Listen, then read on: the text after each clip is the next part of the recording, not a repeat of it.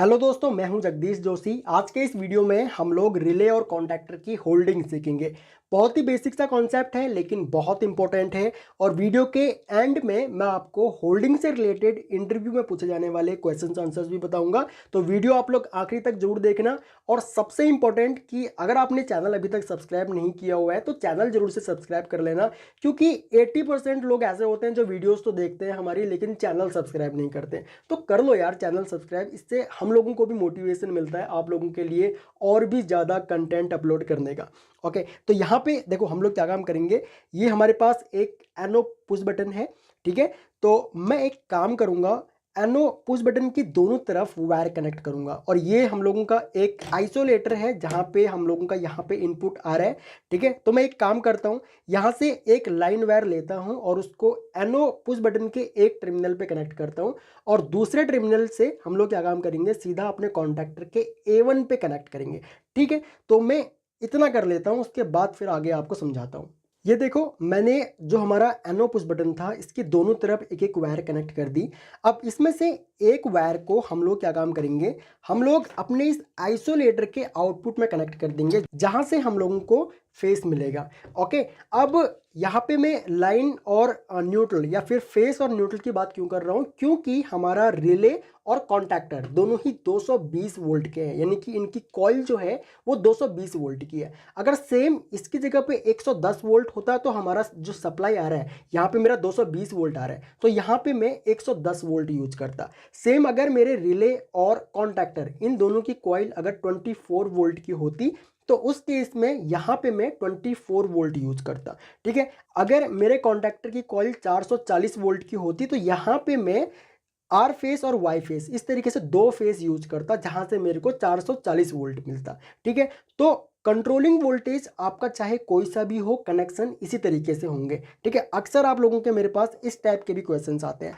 Okay, तो ये देखो ये मैंने यहाँ पे इस तरीके से इसके कनेक्शन कर दिए। उसके बाद मैं क्या काम करूंगा, इस वायर को मैं सीधा अपने कॉन्टैक्टर के A1 पे कनेक्ट कर दूंगा। तो ये देखो मैंने जो हमारा पुश बटन का जो दूसरा वाला वायर था इसको मैंने कॉन्टैक्टर के A1 वाले टर्मिनल पे कनेक्ट कर दिया। यहाँ पे ये A1 वाला टर्मिनल है, ओके। उसके बाद यहाँ पे हम लोग क्या काम करेंगे, सीधा अपने कॉन्टैक्टर के A2 वाले टर्मिनल पे हम लोग न्यूट्रल भी कनेक्ट कर देंगे। क्योंकि कॉन्टैक्टर की जो कॉइल है वो 220 वोल्ट की है तो हमें इसको लाइन और न्यूट्रल देना पड़ेगा। लाइन मैंने कंट्रोल कर लिया पुश बटन से, अब न्यूट्रल में डायरेक्ट यहाँ पे कनेक्ट कर दूंगा। तो यहाँ पे देखो मैंने न्यूट्रल भी कनेक्ट कर दिया। अब मैं क्या काम करूंगा, मैं पावर ऑन करूंगा। तो मैं यहाँ से अपने आइसोलेटर को ऑन कर लेता हूँ। और उसके बाद यहाँ पे देखना आप लोग, हमारा जो पावर आ रहा है वो यहाँ तक आ रहा है, ठीक है। यहाँ तक सप्लाई आ रही है लेकिन यहाँ पे नहीं आ रही है। क्यों? क्योंकि ये हमारा एक एनो पुश बटन है, ठीक है। अब एनो पुश बटन है तो यहाँ पे अगर मैं मान के चलो इस पुश बटन को प्रेस करता हूँ, ये मैंने अभी प्रेस किया हुआ है, ठीक है। कॉन्टैक्टर मेरा यहाँ पे होल्ड हो गया और जैसे ही मैं अपने एनो पुश बटन को छोड़ूंगा तो कॉन्टैक्टर मेरा ऑफ हो जाएगा। इसका मतलब क्या है कि कॉन्टैक्टर मेरा यहाँ पे होल्ड नहीं हुआ, ठीक है। जब हमको इंडस्ट्री में किसी मोटर को कंट्रोल करना होता है तो वहाँ पे हम लोग एक बार इस एनो पुश बटन को प्रेस करके छोड़ देते हैं और हमारा कॉन्टैक्टर जो है वो होल्ड हो जाता है, यानी कि वो ऑन ही रहता है, ठीक है। और ऑफ करने के लिए फिर हम लोग NC पुश बटन को यूज करते हैं, ठीक है। तो अब होल्डिंग के लिए हम लोग क्या काम करेंगे, हम लोग इस कॉन्टैक्टर के एनो टर्मिनल को इस एनो पुश बटन के पैरेलल में कनेक्ट करेंगे। अब देखो ये किस तरीके से होता है, बहुत सिंपल है, आप लोग ध्यान से देखना। तो कॉन्टैक्टर का एनो अगर मुझे अपने एनो पुश बटन के पैरेलल में कनेक्ट करना हो तो कैसे करेंगे, एक वायर हम लोग यहाँ से लेंगे और अपने कॉन्टैक्टर के एनो में इस तरीके से कनेक्ट कर देंगे। तो मैं जल्दी से कनेक्ट कर देता हूँ इसको। तो ये देखो ये वायर मैंने यहाँ पे इस तरीके से कनेक्ट कर दी। उसके बाद जो दूसरी वायर है इसको हम लोग, जो ये एनो है इस एनो के दूसरे वाले टर्मिनल पे हम लोग इस तरीके से कनेक्ट करेंगे और हमारा जो एनो पुश बटन है इसके दूसरे टर्मिनल पे यहाँ पे इस तरीके से कनेक्ट कर देंगे इसको। तो ये देखो ये वाली वायर भी मैंने यहाँ पे कनेक्ट कर दी। अब मैं इस आइसोलेटर को वापस से ऑन करता हूँ और ऑन करने के बाद अब देखना आप लोग, मैं जैसे ही इस एनो पुश बटन को प्रेस करूंगा तो ये मेरा कॉन्टैक्टर यहाँ पे ऑन हो गया। तो ये ऑन किस तरीके से हुआ, अब यहाँ पे हो क्या रहा है कि देखो पावर मेरी यहाँ पे है और यहाँ पर भी मेरे को अब ये शो करेगा। क्यों करेगा? क्योंकि जैसे ही हम लोग एनो पुश बटन को प्रेस करते हैं तो कॉन्टैक्टर हमारा ऑन हो जाता है। और हम लोगों ने यहाँ पे इनपुट से अपने कॉन्टैक्टर के एनओ के एक टर्मिनल पे यहाँ भी वायर कनेक्ट की हुई है। तो जैसे ही कॉन्टैक्टर हमारा ऑन होता है तो अब हमारी जो सप्लाई जा रही है वो यहाँ से नहीं जा रही है, इस एनओ पुश बटन से नहीं जा रही है, वो यहाँ से इस तरीके से जा रही है। ठीक है, जो हमारा कॉन्टैक्टर है इसके एनओ से जा रही है और वापस से कॉन्टैक्टर की कॉइल में जा रही है। ठीक है, तो अब हमारा सर्किट इस तरीके से है। ठीक है, मैं भी आपको लैडर में भी ये सब चीज़ें समझाऊंगा। ओके, तो कॉन्टैक्टर का आपको समझ में आ गया कि कॉन्टैक्टर को किस तरीके से लैच किया जाता है, होल्ड किया जाता है। अगर मैं इसको ऑफ करूंगा तो ये ऑफ हो जाएगा और वापस से अगर हम लोग इसको ऑन करेंगे तो ये ऑन होगा और होल्ड रहेगा। और जो ये एनओ होता है, इस एनओ को हम लोग होल्डिंग एनओ बोलते हैं। इंटरव्यू में जब आपसे कोई ड्यूएल या फिर स्टार डेल्टा स्टार्टर बनवाएगा तो वहाँ पे इस टाइप का जो एनओ आप यूज करोगे अपने किसी भी कॉन्टैक्टर को होल्ड करने के लिए, तो वहाँ पे अक्सर इंटरव्यूअर पूछता है कि इस एनओ को क्या बोलते हैं, तो इस एनओ को होल्डिंग एनओ बोलते हैं। ओके, अब हम लोग देख लेते हैं कि हम लोग इस रिले को, जो हमारी MY2N रिले है, इसको कैसे ऑन करेंगे। और जो लॉजिक होता है ना वो सेम ही होता है। जैसे मैंने कॉन्टैक्टर को ऑन किया है, होल्ड किया है, सेम इसी तरीके से मैं इस रिले को भी होल्ड करूंगा और इसी तरीके से सभी रिले होल्ड होंगी। ठीक है, तो हम लोग एक काम करते हैं, हम लोग जल्दी से इसके कनेक्शन खोल लेते हैं और इस रिले में हम लोग इसके कनेक्शन करते हैं। तो यहाँ पे मैंने कॉन्टैक्टर के कनेक्शन खोल दिए। अब रिले में कनेक्शन करने के लिए हमको सेम क्या काम करना पड़ेगा, सबसे पहले तो जो हमारी रिले के जो दो टर्मिनल होंगे कॉइल के, ठीक है, एक हमारा होगा 13 नंबर, एक होगा 14 नंबर, ये दोनों ही कॉइल के टर्मिनल होते हैं। तो हम लोग क्या काम करेंगे, एक पे हम लोग न्यूट्रल डायरेक्ट कनेक्ट कर देंगे। तो मैं इसको फटाफट से यहाँ पे कनेक्ट कर देता हूँ। तो यहाँ पे देखो मैंने न्यूट्रल डायरेक्ट कनेक्ट कर दिया। अब यहाँ पे मैं क्या काम करूँगा, अपने एनो पुश बटन से एक वायर लूँगा और उसको 14 नंबर वाला जो टर्मिनल है यहाँ पे मैं इसको कनेक्ट कर दूंगा। तो ये वाला भी वायर हम लोगों ने कनेक्ट कर दिया। अब हम लोग सेम क्या काम करेंगे, इस रिले के एनो को यूज करेंगे।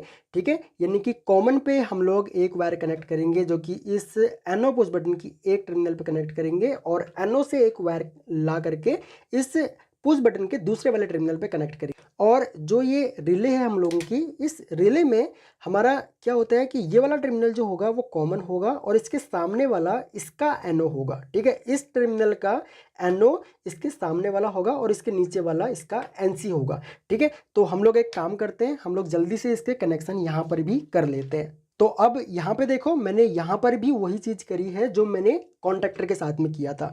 मैंने सेम अपने एनो पुश बटन के पैरेलल में कनेक्ट कर दिया अपने जो हमारा MY2N रिले का बेस है इसके एनो को। ठीक है, यानी कि इस रिले के एनो को मैंने इसके पैरेलल में कनेक्ट कर दिया पुश बटन के। तो मैं एक काम करता हूँ, मैं पावर ऑन कर लेता हूँ। यहाँ से पावर ऑन करी मैंने, तो ये देखो ये हम लोगों का कॉमन टर्मिनल है और इस कॉमन का एनो ये वाला टर्मिनल है और इसका एनसी ये नीचे वाला है। ठीक है, इसके ठीक नीचे वाला।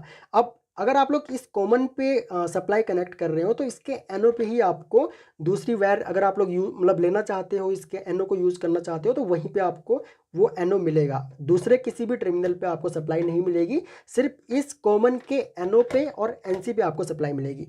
तो हम लोग एक काम करते हैं, हम लोग इस रिले को कनेक्ट कर देते हैं। ठीक है, बेस पे।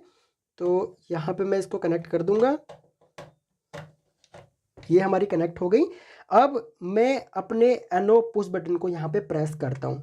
ठीक है, तो ये मैंने जैसे ही प्रेस किया मेरी रिले यहाँ पे ऑन हो गई और हमारे एनो पर भी देखो अब सप्लाई आ रही है और एनसी पे अभी नहीं आ रही है। ठीक है, एनसी पे कब आएगी, जैसे ही मैं इस को यहाँ पे मान लो अभी मैं इसको ऑफ करता हूँ और वापस से ऑन करता हूँ, तो अब देखो यहाँ पे हमारे टेस्टर पे सप्लाई दिखा रहा है, यानी कि कॉमन से हमारे एनसी को सप्लाई यहाँ पे मिल रही है। और जैसे ही मैं अपने एनो पुश बटन को प्रेस करूंगा और रिले को ऑन करूंगा तो उसके बाद यहाँ पे ये जो एनसी था पहले वो अब एनो बन चुका है।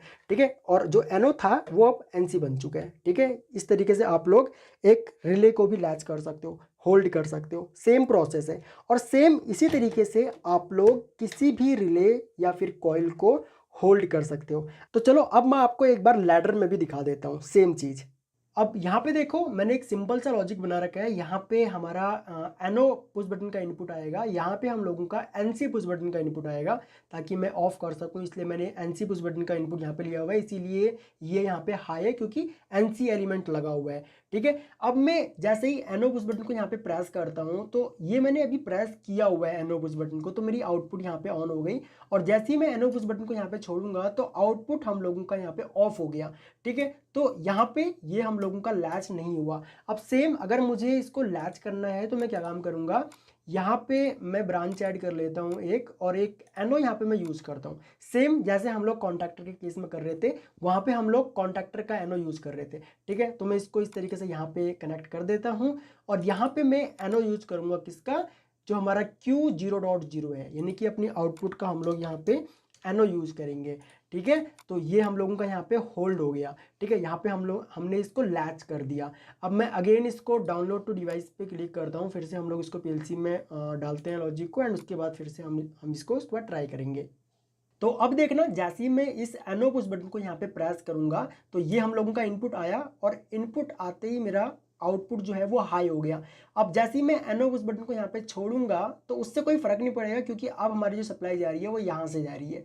ठीक है, इस तरीके से जा रही है। अब सेम इसी तरीके से हमारे कॉन्टैक्टर में भी हो रहा था। अगर मुझे ऑफ करना है तो मैं अपने एनसी पुश बटन को यहाँ पे प्रेस कर दूंगा, तो सप्लाई यहाँ से कट जाएगी और हमारा आउटपुट यहाँ पे ऑफ हो जाएगा। अगेन देखो, मैं प्रेस करूंगा पुश बटन तो हमारा आउटपुट यहाँ पे लैच हो जाएगा, और जैसे ही एनसी पुश बटन को हम लोग प्रेस करेंगे तो ये ऑफ हो जाएगा। तो इस तरीके से होल्डिंग काम करती है। आई होप कि आप लोगों को समझ में आया होगा।